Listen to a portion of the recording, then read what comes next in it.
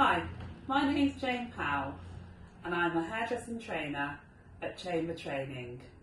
Today I'm here to talk about the natural pigments of the hair. Hair at the root is alive and needs to be treated with care and respect. When using chemicals to change the colour properties of hair, it is important to know how and why these changes occur. The more knowledge you display, the more a client will trust you and listen to your advice. Depth and tone. A description of colour depth and tone can help define and describe different colour types. Colour depth is influenced by the quantity of melanins found within the hair. More melanins create darker hair and fewer pigments create lighter hair.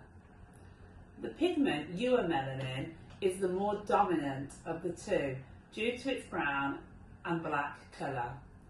Colour depth can be divided into 10 levels from black through to light blonde. However, within each depth of colour there are several shades of tones. This relates back to the colour style. For example, a light blonde can have a golden, copper or ash tone.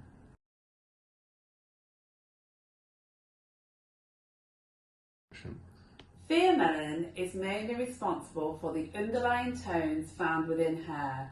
When going lighter in colour, certain natural tones called undertones will be apparent. These are important to identify at consultation.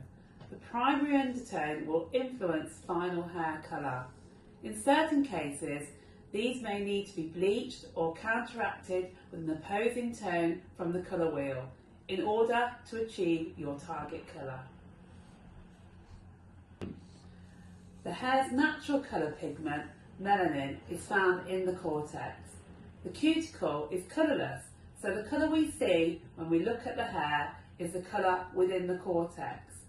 Each person has varying degrees of pigment, which decides the person's depth and tone. The amount of melanin we have is as unique as we are.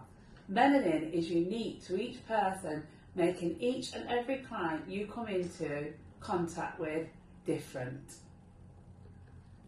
All natural hair colour is made up of varying proportions of black, brown, red and yellow colour pigments found within the cortex of the hair. There are two main types of hair pigment.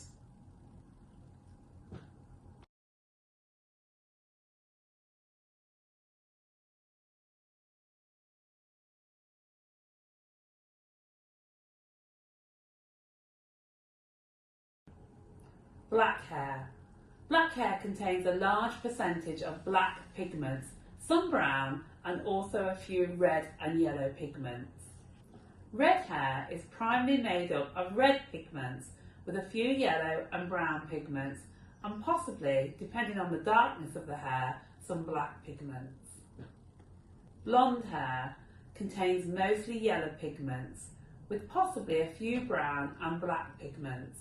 If the hair is a warm blonde, there will also be some red pigments present. White hair contains no pigment granules at all. Remember, when looking at a client's natural hair colour, there may be quite a difference in colour across the scalp. You may also notice in very dark hair the presence of individual hairs that are quite red. The amount of melanin and pigments found in a client's hair must be considered when choosing a hair colour and amount of lift you can achieve. You will need to decide whether you will be able to achieve the target shade. So back to basics. Is the natural base colour suitable for the desired result? So you must consider which products to use to achieve the target shade. For example, will a quasi-permanent colour give the desired result, or will you have to use a permanent colour? When lightening hair, can you achieve the required amount of lift from a high lift tint, or will it be necessary to use lightener? Which strength of hydrogen peroxide will you need to use to achieve the required amount of lift? Hope you've enjoyed that tutorial today. Thanks a lot. Bye.